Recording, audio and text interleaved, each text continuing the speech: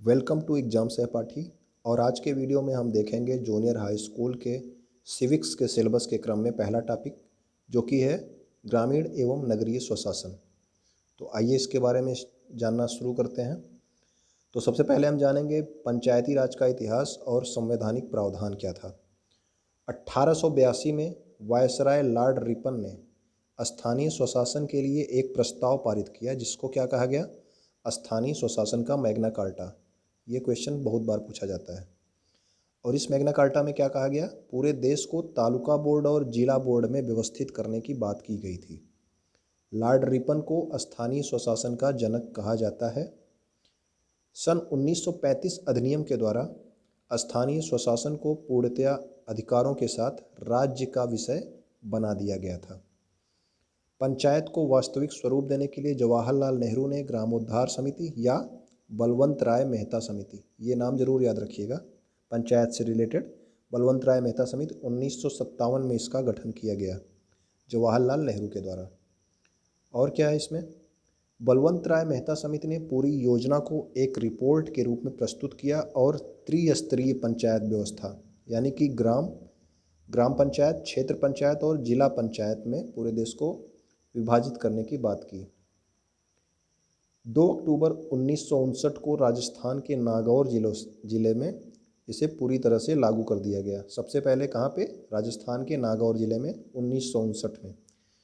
1988 में पीके थुंगन समिति के सुझावों के आधार पर पंचायती राज को संवैधानिक दर्जा दिया गया, यानी कि अब तक चल रहा था ऐसे ही बिना संवैधानिक दर्जे के, लेकिन पीके थुंगन समिति, ये भी नाम याद रखिएगा, इसके सुझाव पर ही पंचायती राज को संवैधानिक दर्जा दिया गया।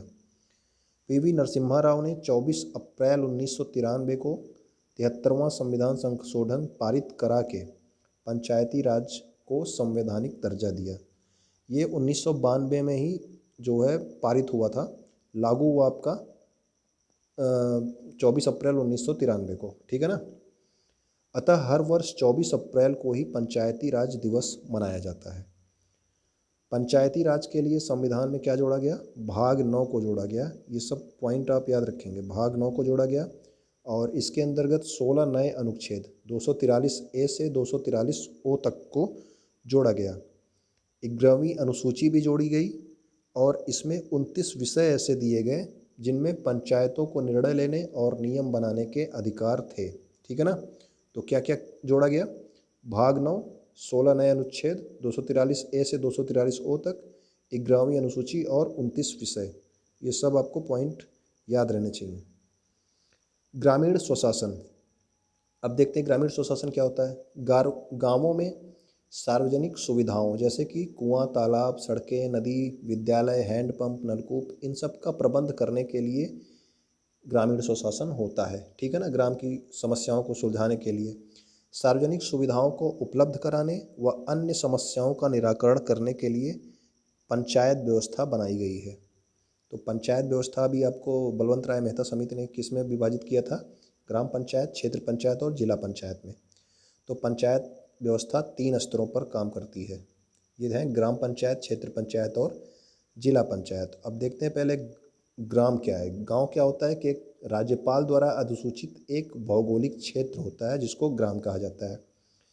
और ग्राम सभा क्या है, उस गांव में रहने वाले 18 वर्ष या उससे अधिक आयु के लोगों से मिलकर क्या बनती है, ग्राम सभा। 18 वर्ष और उससे अधिक लोगों से मिलकर क्या बनती है, ग्राम सभा। और ग्राम सभा समिति क्या है, ग्राम सभा द्वारा प्रत्यक्ष रूप से चुने गए सदस्यों को ग्राम सभा समिति कहते हैं, ठीक है ना।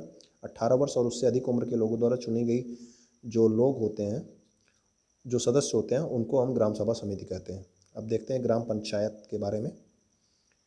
कम से कम 1000 की आबादी पर एक ग्राम पंचायत होती है, ठीक है ना।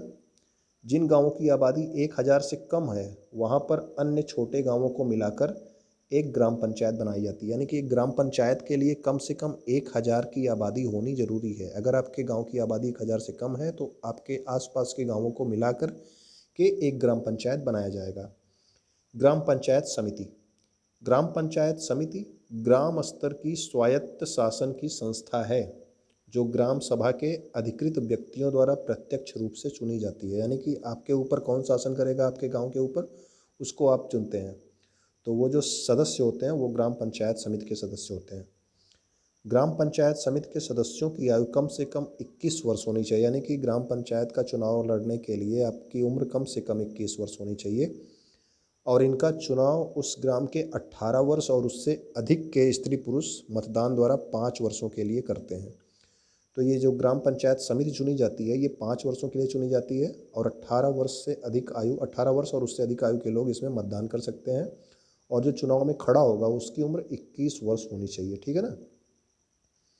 आगे देखते हैं इसमें, एक ग्राम पंचायत में महिलाओं के लिए 33% पद आरक्षित होना चाहिए। ये 73वें संविधान संशोधन में दिया गया है कि महिलाओं के लिए कितना, 33%, यानी कि 1/3 भी आपसे बोल सकता है। तो 1/3 जो है, 1/3 जो है आरक्षण महिलाओं के लिए होना चाहिए। मतदान द्वारा ग्राम में एक प्रधान चुना जाता है, ठीक है। ग्राम पंचायत समिति के सदस्यों में से एक सदस्य को बहुमत से उप प्रधान के लिए भी चुना जाता है। एक प्रधान, एक उप प्रधान। अब देखिए यहाँ पे ग्राम पंचायत द्वारा उप प्रधान को पद से हटाने के लिए क्या होना चाहिए, कम से कम 2/3 सदस्यों के समर्थन की आवश्यकता पड़ती है। मतलब आप अपने ग्राम के उप प्रधान को अगर हटाना चाहते हैं तो आपके चुने हुए सदस्यों में से 2/3 सदस्यों के समर्थन की आवश्यकता पड़ेगी। उसके बाद यह प्रस्ताव जिला पंचायत राज्य अधिकारी के पास भेजा जाता है और यह अविश्वास प्रस्ताव 1 वर्ष का कार्यकाल पूरा होने के पश्चात ही लाया जाता है। यानी कि जब वो प्रधान 1 साल तक काम कर लेगा उसके बाद ही आप उसको हटा सकते हैं, हटाने का प्रस्ताव ला सकते हैं। यदि एक बार यह प्रस्ताव निरस्त हो गया तो दोबारा ऐसा प्रस्ताव 1 वर्ष तक नहीं लाया जा सकता। यानी कि 2/3 सदस्यों ने उसके पक्ष में अगर मतदान कर दिया, मतलब उसको हटाने के लिए नहीं कहा, तो उसके बाद 1 साल बाद फिर आप जो है उप प्रधान को हटाने के लिए प्रस्ताव ला सकते हैं। कानून के अनुसार ग्राम पंचायत में महिला तथा अनुसूचित जाति के सदस्यों का होना आवश्यक है, ठीक है ना। ये कानून के अनुसार ये आपको बनाया गया है संविधान में कि महिला और अनुसूचित जाति के सदस्यों का होना आवश्यक है। ग्राम पंचायत के सदस्यों की संख्या कितनी हो सकती है, 9 से 15 हो सकती है। और कैसे होगी वो ये चार्ट में दिखाया गया है। अगर गांव की कुल जनसंख्या 1000 है तो ग्राम पंचायत के सदस्यों की संख्या कितनी होगी, 9 होगी। अगर ग्राम सभा की कुल जनसंख्या कितनी है, 2000 है, तो ग्राम पंचायत सदस्यों की संख्या 11। अगर 3000 है जनसंख्या तो ग्राम पंचायत सदस्य 13। और अगर 3000 से अधिक ग्राम सभा की जनसंख्या है तो ग्राम पंचायत की सदस्य संख्या 15 होगी। ये चार्ट आपको याद रहना चाहिए, ये डायरेक्ट क्वेश्चन पूछे जाते हैं। ग्राम पंचायत में जनता द्वारा निर्वाचित प्रतिनिधि कौन कौन होता है, एक तो ग्राम प्रधान होता है और दूसरा ग्राम पंचायत के सदस्य होते हैं, ठीक है ना। ग्राम पंचायत में सरकार द्वारा नियुक्त कर्मचारी, कौन कौन से कर्मचारियों को सरकार नियुक्त करती है, एक तो होता है ग्राम पंचायत अधिकारी जिसको हम क्या कहते हैं, सेक्रेटरी कहते हैं। ग्राम पंचायत अधिकारी ग्राम पंचायत का सचिव होता है, उसे सेक्रेटरी भी कहा जाता है, ठीक है। ग्राम सचिव जो होता है वो ग्राम पंचायत समिति का हिसाब किताब तथा किए गए कार्यों का ब्यौरा रखता है। तो ग्राम सेक्रेटरी से आप कोई भी जो काम गांव में हुए हैं उसकी जानकारी प्राप्त कर सकते हैं। वह ग्राम पंचायत की बैठकें करवाता है, सरकारी योजनाओं के विषय में गांव वालों को जानकारी देता है और बैठक का विवरण भी लिखता है कि कब कब ग्राम पंचायत की बैठक हुई है, ठीक है ना। अगला है क्या है, अगला होता है ग्राम विकास अधिकारी होता है। उसके बाद एक लेखपाल की नियुक्ति की जाती है आपके गांव के लिए और एक बेसिक स्वास्थ्य कार्यकर्त्री की भी नियुक्ति की जाती है जो कि स्वास्थ्य से रिलेटेड समस्याओं को देखती है। 1 वर्ष में 2 बार ग्राम पंचायत की बैठक होती है। 1 वर्ष में 2 बार ग्राम पंचायत की बैठक होती है। बैठक में ग्राम पंचायत यह देखती है कि पंचायत समिति अपने कार्य को ठीक ढंग से कर रही है या नहीं, ठीक है ना। अब देखिए ग्राम पंचायत के आय के स्रोत क्या हैं, कहाँ से पैसे आते हैं।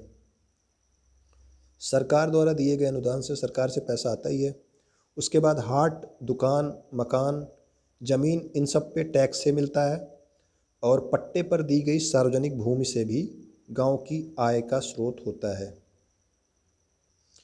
ग्राम पंचायत के काम क्या क्या हैं, प्राथमिक विद्यालय की निगरानी करना, गांव में गलियों और खड़ंजे बिछवाना, सड़कें बनवाना, पानी की निकासी के लिए नाली बनवाना, ठीक है ना, बिजली पानी इत्यादि की व्यवस्था करना, जन्म और मृत्यु का विवरण भी तैयार करवाना ग्राम पंचायत के ही कार्य हैं। ज़रूरतमंदों को चिन्हित करना और कार्यों की प्राथमिकता का निर्णय करना कि कौन सा काम पहले किया जाएगा, और गांव की सार्वजनिक संपत्ति की रखरखाव और इनके खरीदने तथा नीलामी का कार्य भी ग्राम पंचायत का है। अब देखते हैं क्षेत्र पंचायत। कई ग्राम पंचायतों से मिल करके एक विकास खंड बनता है जिसे विकास क्षेत्र या ब्लॉक कहते हैं, ठीक है ना। एक ब्लॉक में कई ग्राम पंचायतें होती हैं। अभी आपने ग्राम पंचायत ऊपर देखा, ठीक है ना। अब आप क्या कर रहे हैं, ग्राम पंचायत कैसे बन रही थी, अगर आपके गांव की जनसंख्या 1000 से कम है तो और गांव को मिला करके एक ग्राम जो है एक ग्राम पंचायत बन रही थी, ठीक है ना। इसी तरह से कई ग्राम पंचायतों को मिला करके क्या बन रहा है, एक ब्लॉक बन रहा है, इसको विकास क्षेत्र कहते हैं। सभी ग्राम पंचायतों के चुनाव के समय क्षेत्र पंचायत सदस्य भी चुने जाते हैं।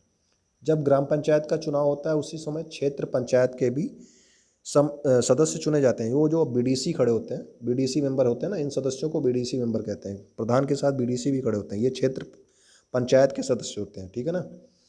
विकास खंड के सभी गांवों के प्रधान और क्षेत्र पंचायत सदस्यों को मिलाकर क्षेत्र पंचायत बनती है। यानी कि सभी गांवों के प्रधान होते हैं और जो बीडीसी चुने जाते हैं उन सबको मिलाकर के क्या बनती है, क्षेत्र पंचायत बनती है। सभी प्रधान और सभी बीडीसी मेंबर क्षेत्र पंचायत के सदस्य हो गए। इस क्षेत्र के सांसद और विधायक भी क्षेत्र पंचायत के सदस्य होते हैं। यानी कि इनके अलावा इस क्षेत्र में जो सांसद और विधायक हैं वो भी इस क्षेत्र पंचायत के सदस्य होंगे। क्षेत्र पंचायत के सभी सदस्य अपने बीच में से एक पंचायत प्रमुख का चुनाव करते हैं। लोग उसे ब्लॉक प्रमुख कहते हैं। यानी कि जो प्रधान और बीडीसी मेंबर सब चुने गए हैं उनमें से एक का वो लोग खुद से ही अपने आप में ही चुनाव कर लेते हैं, जिसको ब्लॉक प्रमुख कहा जाता है। अब इसमें देखते हैं आगे। इसके साथ ही सभी पंचायत सदस्य एक उप प्रमुख का भी चुनाव करते हैं और एक कनिष्ठ उप प्रमुख, मतलब कि 2 उप प्रमुख चुने जाते हैं। एक तो मुख्य उप प्रमुख हो गया, उसके बाद एक उससे छोटा उप प्रमुख चुना जाता है। क्षेत्र पंचायत के सभी सदस्य 5 वर्ष के लिए चुने जाते हैं और सदस्यों की उम्र कम से कम 21 वर्ष। ये ग्राम पंचायत और क्षेत्र पंचायत के लिए 21 वर्ष जो है मिनिमम आय है, मिनिमम उम्र है, ठीक है ना। विकास खंड के गांवों में हो रहे कार्यों की देख रेख के लिए छोटी छोटी समितियां भी बनाई जाती हैं। यानी कि ये ब्लॉक वाले जो है छोटी छोटी समितियां बनाते हैं, जैसे कि क्षेत्र के निर्माण समिति, जल समिति, शिक्षा समिति और स्वास्थ्य रक्षा समिति। इस तरह की छोटी छोटी समितियां बनाकर ये ब्लॉक के अंदर हो रहे कामों का जायजा करते रहते हैं। कई विकास खंडों में क्षेत्र प्रमुख के पद महिलाओं, अनुसूचित जाति और पिछड़ी जाति के लिए आरक्षित रहते हैं, ठीक है ना। यानी कि जो ब्लॉक प्रमुख होता है उसका पद भी आरक्षित होता है। कभी कभी महिलाएं, कभी अनुसूचित जाति के लोग, कभी पिछड़ी जाति के लोग बनेंगे, इस तरह से निश्चित रहता है। सरकार द्वारा एक खंड विकास अधिकारी या बीडीओ की नियुक्ति की जाती है। यह ब्लॉक प्रमुख के सचिव के रूप में काम करता है। यानी कि जो ब्लॉक प्रमुख हमारा चुना गया है, क्षेत्र पंचायत का प्रमुख, उसका सेक्रेटरी जो है कौन होता है, ये खंड विकास अधिकारी होता है, जिसको सरकार जो है नियुक्त करती है। अब देखते हैं क्या होता है। अब अगला आपका है जिला पंचायत। जिले के सभी क्षेत्र पंचायतों को मिलाकर के जिला पंचायत बनती है। अब देखिए, ग्राम को मिलाकर के ग्राम पंचायत बनी थी, छोटे छोटे गांवों को मिलाकर ग्राम पंचायत, उसके बाद ग्राम पंचायतें जो चुनी गई उससे बीडीसी मेंबर भी चुने गए और वो जो है क्या बनाए, एक क्षेत्र पंचायत बनाए। अब क्षेत्र पंचायतों जो अलग अलग पूरे जिले में जो क्षेत्र पंचायतें हैं वो सब मिलकर के क्या बना रही हैं, जिला पंचायत बना रही हैं। क्षेत्र पंचायत के सभी ब्लॉक प्रमुख जिला पंचायतों के सदस्य होते हैं। मतलब जितने भी ब्लॉक प्रमुख चुने जाते हैं वो सब जिला पंचायत के सदस्य होते हैं। जिले के सांसद और विधायक भी जिला पंचायत के सदस्य होते हैं। अभी जो क्षेत्र पंचायत था, मतलब उस क्षेत्र के जो विधायक और सांसद थे वो क्षेत्र पंचायत के सदस्य थे। अब यहाँ पर जो जिले के सांसद और विधायक हैं वो जिला पंचायत के सदस्य होते हैं। मतलब कि ब्लॉक प्रमुख तो होते ही हैं, उसके अलावा जो सांसद और विधायक हैं वो भी। जिला पंचायत के सभी सदस्य अपने बीच में से एक अध्यक्ष और एक उपाध्यक्ष का चुनाव करते हैं, ठीक है ना। यहाँ पे भी जो है एक अध्यक्ष और एक उपाध्यक्ष चुना जा रहा है। जिला पंचायत सदस्य भी 5 वर्ष के लिए चुने जाते हैं और सदस्यों की उम्र कम से कम 21 वर्ष होनी चाहिए। यहाँ भी आपका ग्राम पंचायत, क्षेत्र पंचायत और जिला पंचायत में कम से कम उम्र 21 वर्ष की होनी चाहिए। कुछ जिला पंचायतों में जो है वो अध्यक्ष पद के लिए महिलाओं की सीटें आरक्षित होती हैं। मतलब कहीं कहीं महिलाओं के लिए भी सीटें, मतलब कुछ जिला पंचायतों में ये सीटें आरक्षित होती हैं महिलाओं के लिए भी। जिला पंचायत के एक बैठक 3 महीने में ज़रूर होनी चाहिए, ऐसा नियम है। कितने दिन में जिला पंचायत की बैठक? 3 महीने में एक बार, ठीक है ना। और अब आप बताएंगे, अभी ग्राम पंचायत का आपको बताया गया था कितनी, मतलब कि वो कितने दिन में होती है, वो आप कमेंट करके हमें बताइएगा। जिला पंचायत के कार्य, जिला पंचायत के क्या क्या कार्य हैं? शिक्षा समिति बनती है, छोटी छोटी समितियां बनाते हैं जिला पंचायत के लोग भी, जैसे क्षेत्र पंचायत के लोग बना रहे थे ग्रामों को मुआयना करने के लिए, उसी तरह से सिंचाई समिति, पशुपालन समिति और भूमि विकास समिति, इस तरह से छोटी छोटी समितियां बना के ये क्षेत्र पंचायत के कामों का जिला पंचायत पर्यवेक्षण करती रहती है, ठीक है ना। अब देखते हैं जिला पंचायत की आमदनी कहाँ से आती है। जिला पंचायत की जो आमदनी है वो ज़िले की ज़मीनों पर जो कर लगाती है उससे मिलता है, मेले से, ज़िले में जो मेले लगते हैं, बाज़ार में जो दुकानें लगती हैं उनको लाइसेंस दे करके, फीस वसूल करके जिला पंचायत की आय होती है। इसके अलावा इसे सरकार से भी धन मिलता है, ठीक है ना। अब देखिए, अब ये जो पूरी व्यवस्था है इसको हम क्या कहते हैं? विकेंद्रीकृत पंचायती राज व्यवस्था, यानी कि ग्राम पंचायत, क्षेत्र पंचायत और जिला पंचायत की जो व्यवस्था है उसे विकेंद्रीकृत पंचायती राज व्यवस्था कहते हैं। अब हम देखेंगे नगरीय स्वशासन क्या है। ग्रामीण स्वशासन आपने देख लिया, ग्राम पंचायत, क्षेत्र पंचायत, जिला पंचायत में। अब नगरीय स्वशासन, शहरों की देखरेख के कार्यों के लिए नगरीय स्वशासन का गठन किया जाता है। नगरीय स्वशासन के 3 निकाय हैं, कौन कौन से? नगर पंचायत, नगर पालिका परिषद और नगर निगम, ठीक है ना। अब ये देखिए, जिस तरह से ग्रामीण स्वशासन में कार्यकाल 5 वर्ष और चुनाव लड़ने की उम्र 21 वर्ष थी, उसी तरह से नगरीय स्वशासन में भी कार्यकाल जो है 5 वर्ष और चुनाव लड़ने की उम्र कितनी है? 21 वर्ष है, ठीक है ना। इनमें से कम 1/3 स्थान महिलाओं तथा अनुसूचित जात के लिए आरक्षित है। अभी आपको ग्रामीण स्वशासन में भी बताया गया था कितना? 33%, यानी कि 1/3 जो है महिलाओं के लिए आरक्षित था। यहाँ पे भी 1/3 स्थान महिलाओं और अनुसूचित जात के लिए आरक्षित है। अब देखते हैं इसमें पहला निकाय क्या है? नगर पंचायत। तो नगर पंचायत क्या होता है? 5,000 से 1 लाख तक की जनसंख्या जिन शहरों में होती है, 5,000 से 1 लाख, तो उन शहरों में क्या होती है? नगर पंचायत बनती है। इन नगरों को छोटे छोटे भागों में बांटते हैं, जिनको क्या कहते हैं? वार्ड कहते हैं, ठीक है ना। आपके भी वार्ड होने कर शहर में जाते होंगे तो आपके वहाँ पे जैसे ग्राम पंचायत होती है उसी तरह से ग्राम होते हैं, वैसे वहाँ पे शहरों में क्या होते हैं? वार्ड होते हैं, ठीक है ना। एक नगर पंचायत में 10 से 24 वार्ड होते हैं। ये नंबर्स आपको याद रखने हैं क्योंकि ये नंबर्स आपको तीनों में मिलेंगे। एक नगर पंचायत में 10 से 24 वार्ड होते हैं। प्रत्येक वार्ड के सदस्य उस वार्ड के मतदाताओं द्वारा चुना जाता है, ठीक है। जैसे ग्राम वाले ग्राम प्रधान चुन रहे हैं, उसी तरह से यहाँ पे आपका जो है वार्ड के सदस्यों को चुना जा रहा है। प्रत्येक नगर पंचायत में एक अध्यक्ष होता है। अध्यक्ष का चुनाव कैसे किया जाता है? अध्यक्ष का चुनाव जनता द्वारा किया जाता है। नगर पंचायतों में अध्यक्ष की सहायता के लिए कौन होता है? अधिशासी अधिकारी, ठीक है ना। इसको भी याद रखेंगे। नगर पंचायतों में अध्यक्ष की सहायता के लिए अधिशासी अधिकारी होता है जो कि सरकार द्वारा नियुक्त होता है। अब देखें अगला, नगर पंचायत हो गया, अगला है नगर पालिका परिषद। नगर पालिका परिषद में क्या है? यहाँ की जनसंख्या, जिन नगरों की जनसंख्या 1 लाख से 5 लाख, अभी आपका नगर पंचायत में कितना था? 5,000 से 1 लाख था, ठीक है ना। अब यहाँ पे कितना है? 1 लाख से 5 लाख, तो वहाँ पे क्या बनेगी? नगर पालिका परिषद बनेगी। जब 5,000 से 1 लाख होगा तो नगर पंचायत बनेगी वहाँ पे, लेकिन जब जनसंख्या 1 लाख से 5 लाख तो नगर पालिका परिषद। अब देखिए यहाँ पे वार्डों की संख्या कितनी होगी? 25 से 55। नगर पंचायत में कितनी थी? 10 से 24। प्रत्येक वार्ड से एक सदस्य जनता द्वारा चुना जाता है, ठीक है।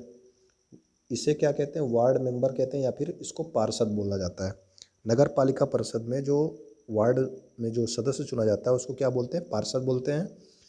नगर पालिका परिषद में एक अध्यक्ष और एक उपाध्यक्ष होता है। अध्यक्ष का चुनाव यहाँ पे भी सीधे जनता द्वारा किया जाता है और उपाध्यक्ष का चुनाव निर्वाचित पार्षदों द्वारा होता है, यानी कि जो अलग अलग वार्डों से पार्षद चुने गए हैं वो लोग उपाध्यक्ष का चुनाव करते हैं, लेकिन अध्यक्ष का चुनाव कौन करता है? सीधे जनता करती है। सरकार द्वारा नगर पालिकाओं में मुख्य कार्यपालक अधिकारी, ग्राम पंचायत में कौन था? अधिशासी अधिकारी। और नगर पालिका परिषद में कौन है? मुख्य कार्यपालक अधिकारी, चीफ एग्जीक्यूटिव ऑफिसर को नियुक्त किया जाता है। ठीक है ना, ये अंतर आप लोग याद रखना। अब अगला देखेंगे हम नगर निगम के बारे में। जिन नगरों की जनसंख्या 5 लाख से अधिक, 5 लाख से अधिक, अब कितना भी आगे बढ़ता जाएगा वो क्या कहा जाएगा? उसको नगर निगम कहा जाएगा। 5,000 से 1 लाख था तो क्या था? ग्राम पंचायत। 1 लाख से 5 लाख था तो नगर पालिका परिषद। अब आपका 5 लाख से अधिक हो गया तो क्या हो गया? ये नगर निगम। ये तीनों अलग अलग आप नीचे कमेंट में ज़रूर लिखिएगा। नगर निगम में चुने हुए सदस्यों की संख्या कितनी होती है? 60 से 110। अब देखिए ग्राम पंचायत में कितनी थी? 10 से 24। उसके बाद 55 से कितना था? 55 से एक कितना था? अब देखते हैं, रुकिए। 25 से 55 था। ठीक है ना, नगर पालिका परिषद में 25 से 55 था। अब यहाँ पे कितना है? 60 से 110 है। इनके सदस्यों को क्या कहा जाता है? पार्षद कहा जाता है। नगर निगम के अध्यक्ष को महापौर या मेयर कहा जाता है। ये क्वेश्चन पूछा जाता है, नगर निगम का अध्यक्ष को क्या कहते हैं? महापौर या मेयर कहा जाता है। महापौर का चुनाव सीधे जनता द्वारा होता है और प्रत्येक नगर निगम में मुख्य प्रशासनिक अधिकारी होता है, उसे क्या कहते हैं? नगर आयुक्त। ये भी याद रखिएगा, जो नगर निगम का मुख्य प्रशासनिक अधिकारी होता है उसको नगर आयुक्त कहते हैं। ठीक है ना, और नगर निगम का जो अध्यक्ष होता है उसको महापौर या मेयर, अध्यक्ष को महापौर या मेयर और मुख्य प्रशासनिक अधिकारी को नगर आयुक्त कहा जाता है। अब देखें इसके बारे में कुछ और प्लस पॉइंट। किसी शिकायत पर जांच में दोषी पाए जाने पर राज्य सरकार जो है वो नगर पालिका परिषद या नगर निगम को भंग भी कर सकती है। यानी कि राज्य सरकार को ये अधिकार है कि नगर पालिका परिषद और नगर निगम को भंग कर दे अगर कोई शिकायत की गई है और उसमें वो दोषी पाए जाते हैं तो। क्षेत्र पंचायत की तरह नगरीय संस्थाएं भी अपनी समितियां बनाते हैं। नगरीय पंचायत यही था ना, नगर पंचायत, जिला नगर पंचायत, नगर पालिका परिषद और नगर निगम, ये सब भी अपनी समितियां बनाते हैं। ये समितियां अलग अलग कार्य करती हैं, जैसे पानी की व्यवस्था करने की समिति, सफाई समिति, स्वास्थ्य समिति, और वार्ड मेंबर जो होते हैं, जो वार्ड मेंबर चुने जाते हैं अलग अलग वार्डों से, वो इन समितियों के सदस्य होते हैं। तो स्थानीय और नगरीय स्वशासन में इस वीडियो में इतना ही। आगे के टॉपिक में हम जिला प्रशासन देखेंगे। ठीक है ना, तो ये वीडियो अगर पसंद आया तो आप लाइक कर दीजिएगा और उन लोगों तक भी पहुंचा दीजिएगा जिसको इस वीडियो की ज़रूरत हो। वीडियो देखने के लिए आप लोगों का बहुत बहुत धन्यवाद।